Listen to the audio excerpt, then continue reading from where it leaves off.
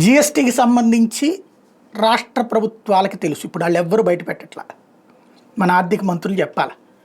ముసాయిదా పంపించేశారట.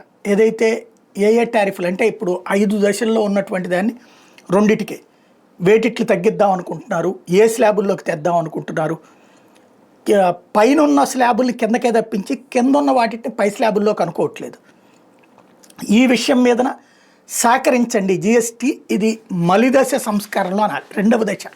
ఎందుకంటే జిఎస్టీ అనేటటువంటిది వచ్చాక ఇక్కడే రాష్ట్రాలకు సంబంధించి కీలకమైన పాయింట్ ఉంది. ఏంటయ్యా అంటే జిఎస్టీ వచ్చాక 1,50,000 కోట్ల రూపాయల ఏడాదికి ఆదాయం వస్తుంది. ఇందులో GST, central GST, CGST, state GST, SGST, ఈ రాష్ట్రాలకు ఒక రకంగా ఆదాయం పెరిగింది. ఇవాళ సంక్షేమ పథకాలు జగన్ ఇచ్చినా, చంద్రబాబు ఇచ్చినా, లేకపోతే మిగతా రాష్ట్రాలు ఇస్తున్నా ఈ జిఎస్టీ వచ్చాకనే సాధ్యమైంది. ఒరిజినల్గా ప్రభుత్వాల ఆదాయాలు అయితే ఆ విధంగా లేవు. వచ్చే సంపద అంతా కూడా ఉద్యోగుల జీతభత్యాలకి అట్లాగే పెన్షన్లకే సరిపోతుంది, లేదా ప్రభుత్వ నిర్వహణకి సరిపోతుంది. అసలు అభివృద్ధికి చేయడానికి ఏమీ రావట్లేదు. అట్లాంటి సందర్భంలో జిఎస్టీ ఉపయోగపడింది. ఇప్పుడు ఈ స్లాబులు తగ్గిస్తే జిఎస్టీ ఆదాయం తగ్గుతుంది. ఇప్పటికే కేంద్ర నిధులు తగ్గున్నాయి వివిధ రాష్ట్రాలకి.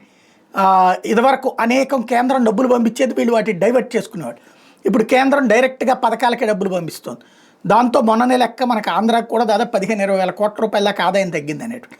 ఇప్పుడు జిఎస్టీ తగ్గితే ఇంకా కొంచెం తగ్గుతుంది. మరి రాష్ట్రాలైతే ఇప్పుడు వాటి మీదనే పడి బతికేస్తున్నాయి, జిఎస్టీ డబ్బుల మీదనే. మరి ఒప్పుకుంటాయా లేదా అంటే తప్పదు పబ్లిక్లో. అందుకనే మోడీ పిలుపునిస్తున్నారు దీనికి సహకరించండి అని.